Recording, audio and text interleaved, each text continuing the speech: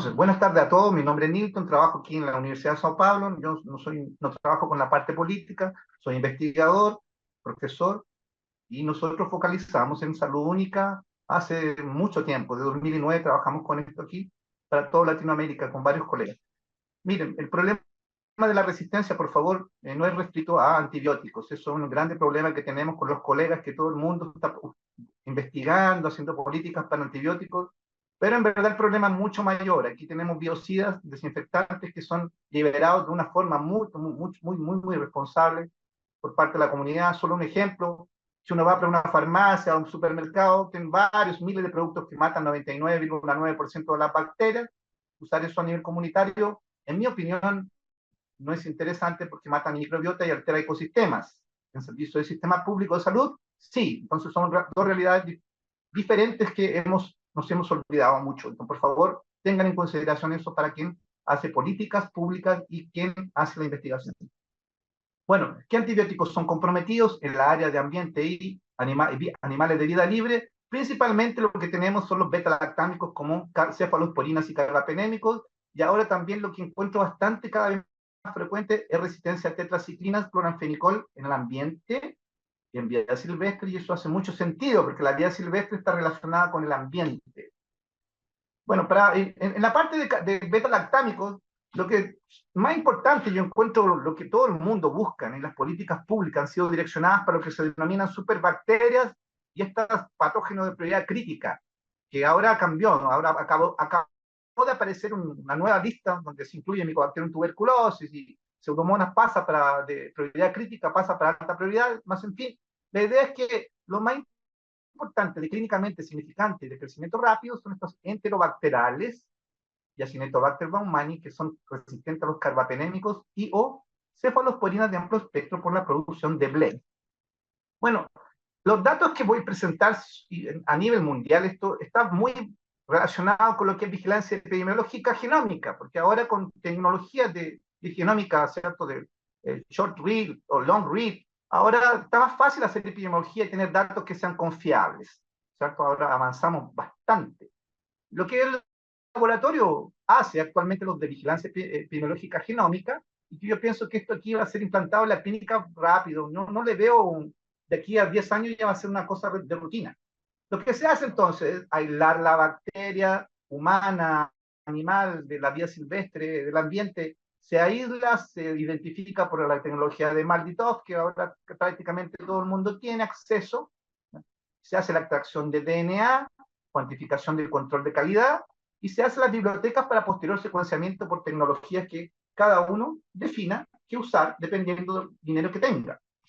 Posteriormente se hace análisis epidemiológico, y aquí lo que es interesante, avanzos, porque la idea sería determinar qué patógeno de importancia humana hospitalar circula en el ambiente, circula en animales de estimación, de producción de alimentos, que sea. Entonces, una de las herramientas, para no saturar a ustedes por el tiempo, es un tal de MLST, en el cual yo determino 7 o 8 genes conservados dentro del genoma de una bacteria e intento de hacer una identificación como un pasaporte para identificar bacterias que son complicadas a nivel internacional. Eso es todo gratuito, existen bases de datos donde someto mi secuencia, ellos me dan la identificación, el pasaporte de esta bacteria, y con eso comienzo a entender la epidemiología mundial. Y entiendo que, por ejemplo, una bacteria que está en un hospital X puede pasar por su ambiente acuático próximo como un río, donde se descarga toda esta basura hospitalar y pasa tal vez para un ave migratoria. Eso es lo que es interesante en el juego de la genómica. Por ejemplo, aquí miren, eso aquí lo que ven se llama eBurst. Eso me está mostrando que existe por genómica y por el MLST definidos clones pandémicos de Escherichia coli que circulan a nivel mundial. En rojo, los que son más críticos a nivel de la interfaz humana-ambiente-animal.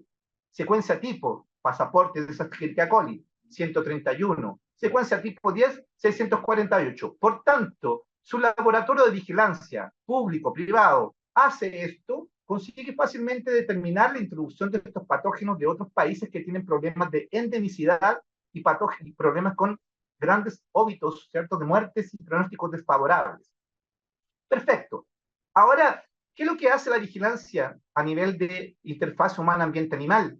determina, en el caso específico que me dieron para hablar del ambiente, determina si existe una compatibilidad de los clones que circulan a nivel hospitalar y a nivel humano comunitario con animales de producción, que también es un gran problema que debería ser citado en otra oportunidad. Entonces lo que se hace es identificar estos microorganismos por las secuencias y después tentar elucidar cómo que es la dinámica de la diseminación de genes y especies que denominamos clones en algunos sentidos.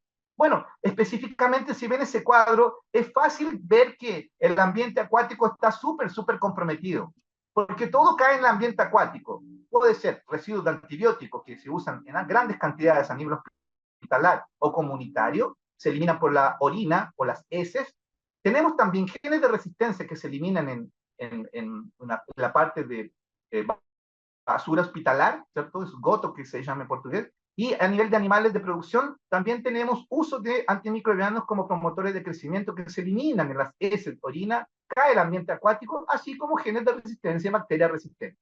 Ese es el panorama actual de una cosa que es globalizada. Bueno, ¿por qué es importante el ambiente y por qué ha sido tan negligenciado?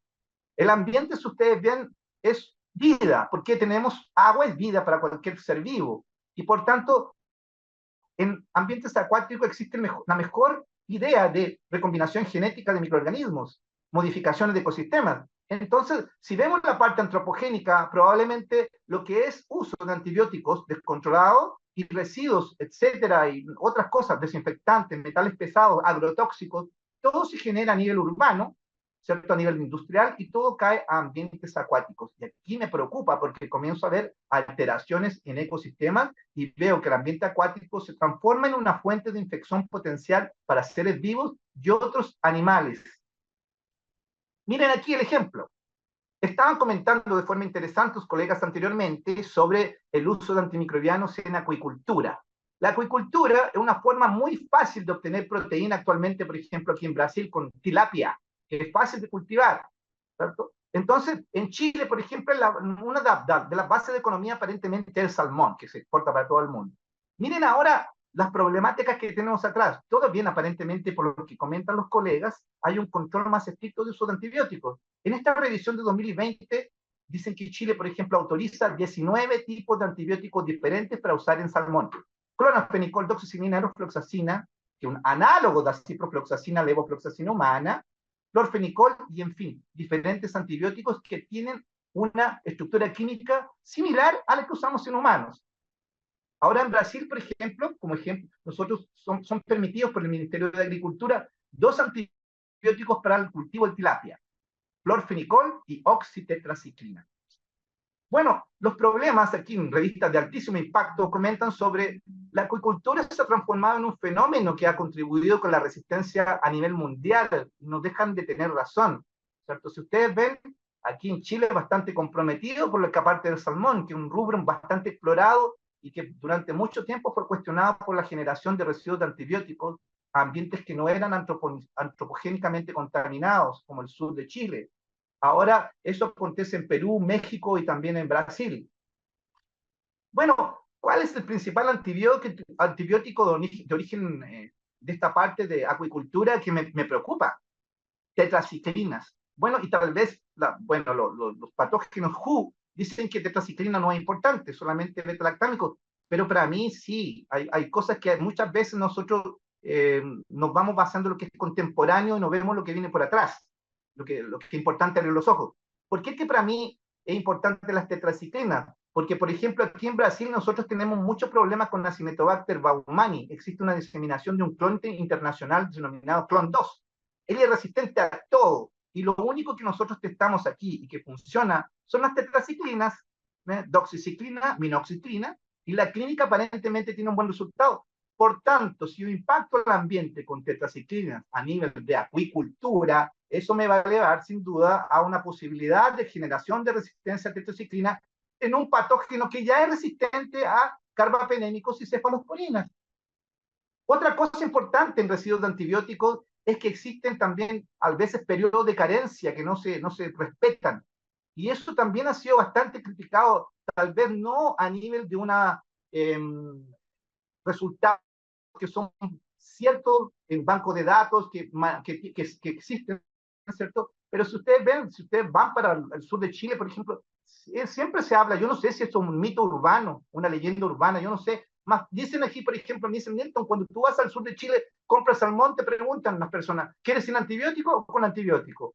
Y cuando se hace estudios, por ejemplo, aquí en el caso de tilapia, ¿cierto? Que se consume bastante en Brasil como una fuente de proteína y con todo el auge de lo que es comida japonesa a nivel mundial, ustedes ven que existen residuos de oxitetraciclina investigados en carne. Y eso no es solamente restricto en Brasil. Si ustedes ven, existen trabajos en Argentina, China, ¿cierto? Y otros países. Entonces, ¿existe un problema que tal vez es negligenciado? Sí. ¿Solamente carbapenémicos y cefalosporinos son importantes? No.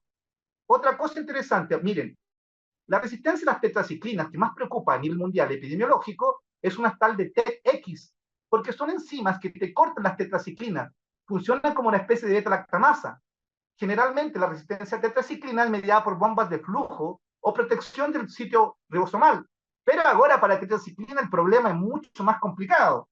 Y ahora, por ejemplo, vemos cosas curiosas. Primero, reportes de gen TET-X que se está buscando a nivel mundial en peces en Chile. O sea, ¿cuál es la probabilidad de que una bacteria haga recombinación o conjugación con bacteria intestinal después de comer un alimento que no deja de ser susceptible a la contaminación por bacterias? Porque estos alimentos no son estériles. ¿Existe una cara bacteriana? Sí. En el TED-X específicamente, lo que se reporta es que un problema emergente que está en varios países del mundo diseminando. Para mí, como comento, puede ser una génesis tal vez de la resistencia a tetraciclinas utilizadas en Acinetobacter baumannii, que es un patógeno mundialmente reconocido, que en muchos países es endémico.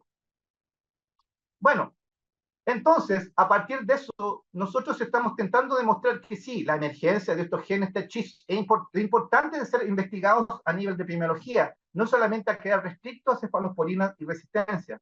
Otras cosas interesantes. Ahora, ¿existe una contaminación a nivel ambiental en lugares que no son urbanos? Sí. Estudios que hemos realizado con Dani Fuentes Castillo, por ejemplo, en la Patagonia, han mostrado que en lugares, por ejemplo, Chiloé, en lugares próximos donde se cultiva el salmón, existen muchas salmoneras. Por ejemplo, vean aquí las fotos de satélites, cada una de estas circunferencias son salmoneras.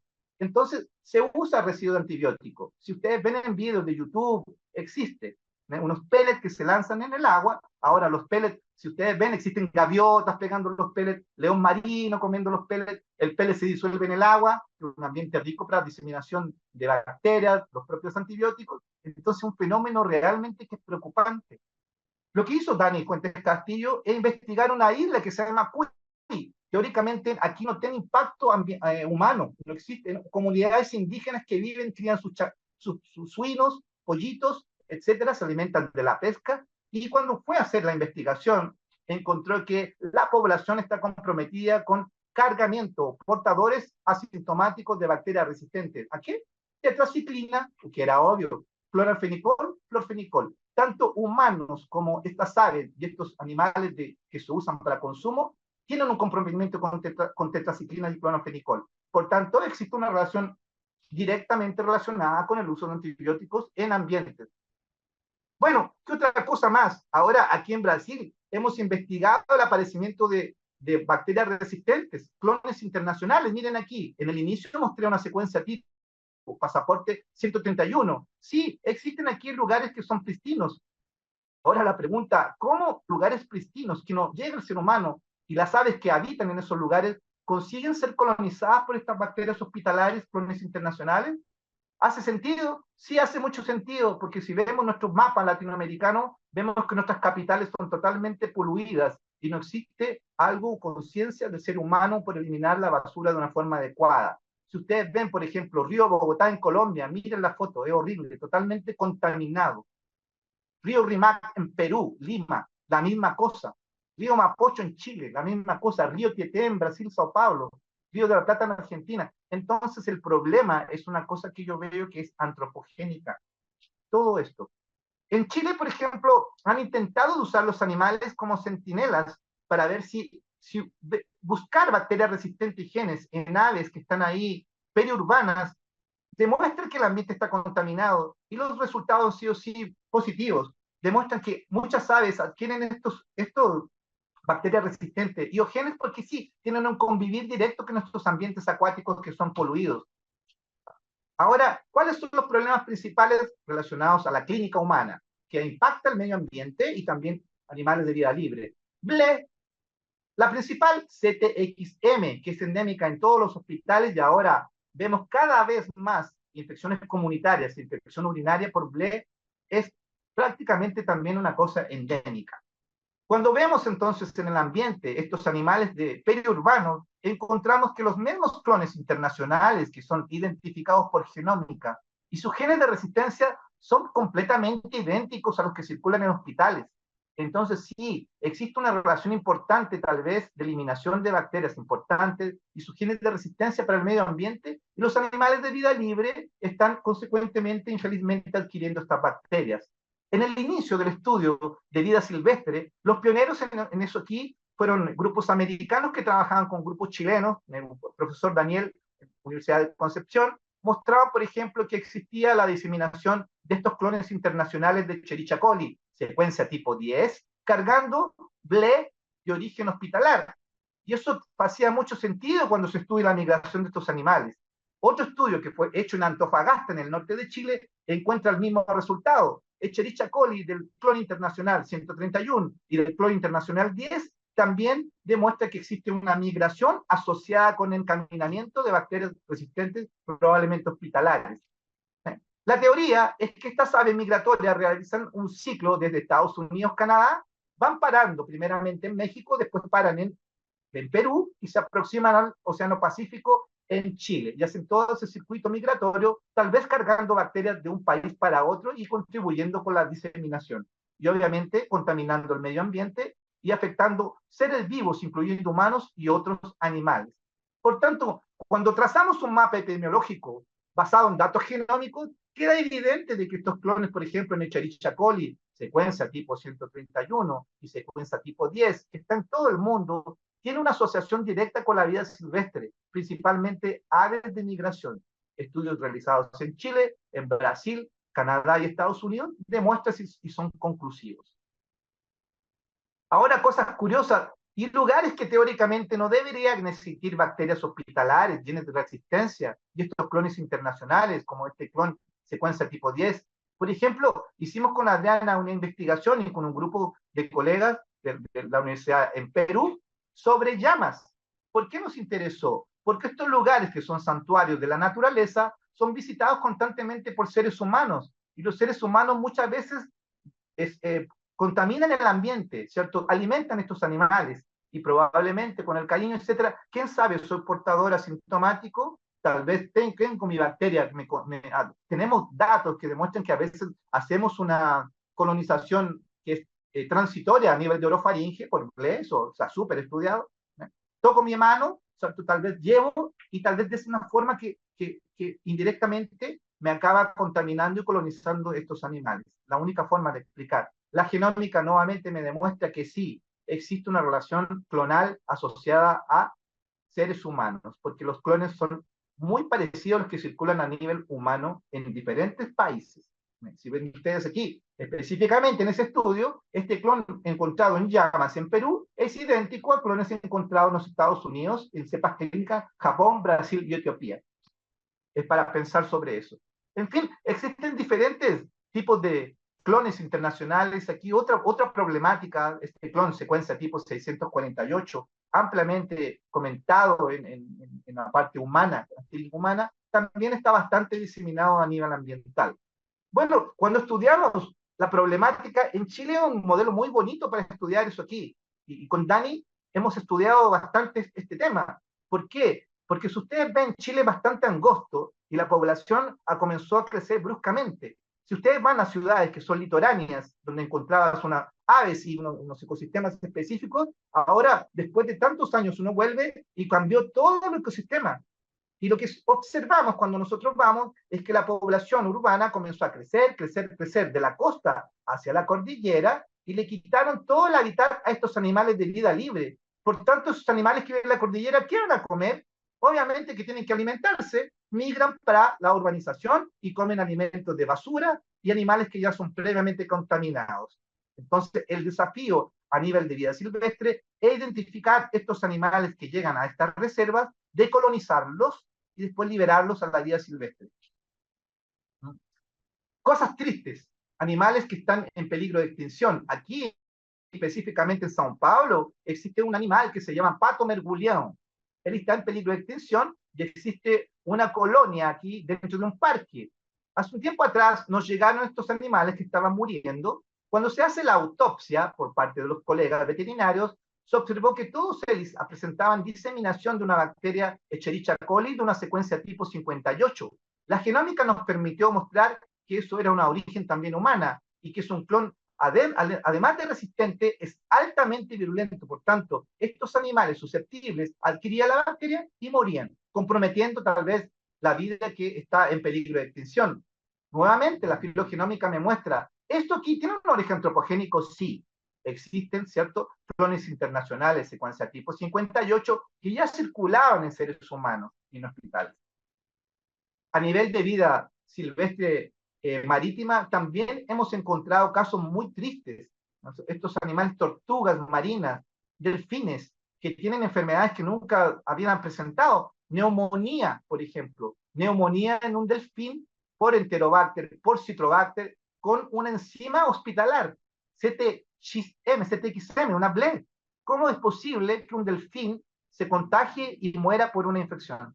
Cuando hacemos la búsqueda a nivel mundial, encontramos que esto no es solamente restricto al Brasil, sino que eso está diseminado, y por eso que es tan importante hablar de salud única, porque estos clones se han adaptado muy bien a la interfaz humana-ambiente-animal.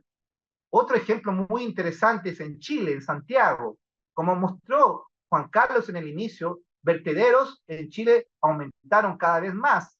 En eso, con los colegas veterinarios, fuimos a observar qué acontecía con estos vertederos y encontramos para sorpresa este ícono, ¿cierto? El cóndor, que es ícono, símbolo patrio en algunos países, y se observa que actualmente estos animales no tienen dónde comer, porque le quitaron toda la parte que era de ellos. Entonces estos animales se aproximaban a la cordillera, está todo construido en Santiago hasta la cordillera. ¿Qué es lo que hacen? Comienzan a comer alimento humano, se meten a los departamentos de los que viven cerca de la cordillera, van a los vertederos a comer basura. Ahora, ¿existe la probabilidad de que estos animales adquieran una bacteria hospitalar y ellos comienzan a desaparecer?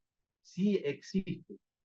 Aunque con Dani hemos encontrado la colonización positiva de estos animales, de estas aves, no sabemos el impacto porque es un poco difícil, ¿cierto?, hacer un seguimiento de estos animales y ver cuándo pueden morir, cuándo se pueden infectar, pasar de la colonización para una etapa de infección con posterior muerte. Es más complicado y es un desafío para las personas que trabajan en salud única, principalmente direccionada a medicina veterinaria.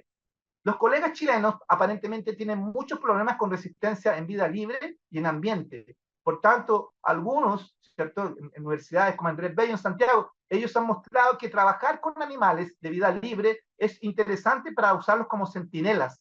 Y eso también es una adopción de un concepto utilizado actualmente a nivel internacional. Animales silvestres pueden ser centinelas del impacto de la RAM a nivel ambiental. Un ejemplo que hemos usado aquí también en Brasil, el mayor puerto de Latinoamérica, el puerto de Santos, trabajamos porque aquí llegan muchos barcos de todo el mundo que hace tal vez turismo internacional, cruceros, y también llegan barcos que venden celulares, carros, autos, etc. Bueno, el impacto en este lugar es totalmente absurdo. Cuando nosotros hicimos monitoramiento de las playas del litoral de San Paulo, y la cantidad de bacteria hospitalar resistente es impresionante. La vida libre es afectada. Los peces que estos pescadores usan para alimentar y vender también está comprometida. Está un problema. Eso que no voy a comentar, más voy a usar para que piensen sobre respecto microplásticos y plásticos. Esa foto, ustedes están viendo de estos Eppendorf, ¿cierto? Eppendorf que se usan en el laboratorio. Han sido encontrados aquí en todo el litoral de la costa brasilera, cerca de la urbanización, en Sao Paulo, en Santos. Aquí un amigo hizo un estudio y en estos Eppendorf lo que se consume es cocaína. Y probablemente el residuo es de los propios seres humanos que después de comprar la cocaína aspiran y botan la cosa en la playa. Y ahora hay estudios muy bonitos que aparecieron sobre cocaína en peces, en tiburones. y está haciendo también un impacto y una cosa que es bastante cuestionada. Bueno, en fin, vemos infecciones que no debían aparecer, tortugas marinas en peligro de extinción, con abscesos que no eran para tener. Las tortugas generalmente tienen papilomavirus, no tienen abscesos purulentos, pero estamos comenzando a ver. Lo que acontece probablemente es que estos animales se aproximan a las costas en busca de alimento y otras cosas, principalmente durante COVID-19, como el ser humano desapareció del litoral, estos animales fueron en busca de alimento, de una mejor vida silvestre, y ya era demasiado tarde porque los litorales en lugares urbanos están totalmente poluidos, incluyendo bacterias hospitalares, genes de resistencia y residuos de antimicrobianos. Para finalizar, mostrar lo que más ha sido impactante para nosotros en nuestra investigación. Carbapenemasas, KPC, NDM, teóricamente era para ser restricto a nivel hospitalar. Tenemos casos a nivel latinoamericano comunitario cada vez más. En Chile, colegas del sur que trabajan en una plataforma que se llama Carva, cada vez quedo sorpreso cuando me mandan fotos de infecciones urinarias por Pseudomonas aeruginosa, coproductora de carbapenemasa, NDM, KPC, en infección urinaria en comunidad. Entonces, existe sí. Lo mismo acontece en Brasil, en Uruguay también hablé en la semana pasada con unos colegas en un congreso de microbiología de ellos, tienen los mismos problemas. Ecuador, Colombia es idéntico. Argentina, idem. Bueno, cuando nosotros comenzamos para ver el ambiente acuático ahora de lugares urbanizados, la sorpresa fue encontrar, de hecho, KPC, en la época cuando KPC comenzó a diseminarse en Latinoamérica. Encontramos KPC en puntos urbanos. Esa foto es una postal de São Paulo, Río Tieté y Río Piñeros, principales ríos.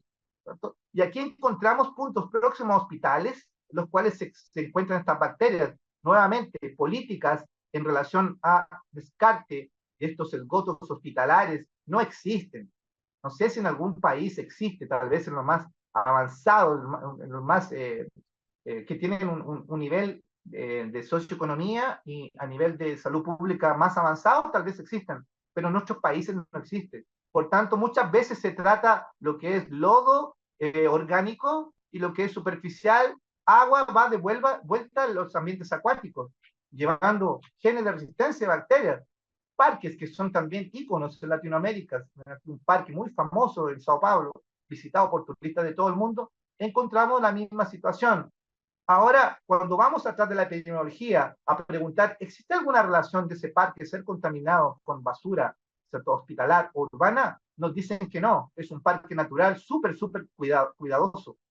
Pero, si ustedes ven, existen aves, y estas aves hacen una migración. Tal vez hacen una migración desde el río Tieté y Piñeros para el parque. Y eso me acaba arrastrando bacterias resistentes para esos ambientes, impactando. Bueno, la genómica, ¿qué nos ha permitido en las últimas publicaciones? Demostrar, sí, que en Brasil nuestros problemas endémicos con carbapenemasas están pasando para el ambiente. Los mismos bacterias, los mismos clones, como Pseudomonas aeruginosa, probablemente se eliminan en esos desagües, caen en el ambiente y aves de inmigración ahora carga estas pseudomonas con metalobetalactamasas que son idénticas a las hospitalarias. Acinetobacter baumannii, la misma cosa estamos observando. Acinetobacter baumannii clones internacionales, secuencia tipo 79, teóricamente restricta al ambiente hospitalar, ahora ya la encontramos en ambientes acuáticos y la genómica nos demuestra que son idénticas, son clones sí. En Chile, una sorpresa fue encontrar NDM5 en cóndores. Es una sorpresa, ¿por qué? Porque si revisamos la literatura chilena de ciencia, no existen publicaciones de casos clínicos de NDM5, lo que llama la atención. Lo que existe en Argentina. Bueno, ahora me pregunto, ¿será que tal vez NDM5 ha sido negligenciado en Chile? ¿Será que tal vez estos cóndores hacen una migración a Argentina, Chile y en Argentina en la misma situación y acaban arrastrando una bacteria de un país para otro? Sí, falta mucho por entender. NDM es un problema que considero el más grave actualmente, porque se ha adaptado muy bien a situaciones clínicas humanas y ahora se está adaptando a ecosistemas acuáticos. Cada vez más nosotros recibimos animales de vida libre con infecciones por NDM metalobetalactamasa. Y felizmente, todas con pronósticos desfavorables y nuevamente, cuando hacemos la filogenómica, todo con una relación clonal humana. ¿Cierto?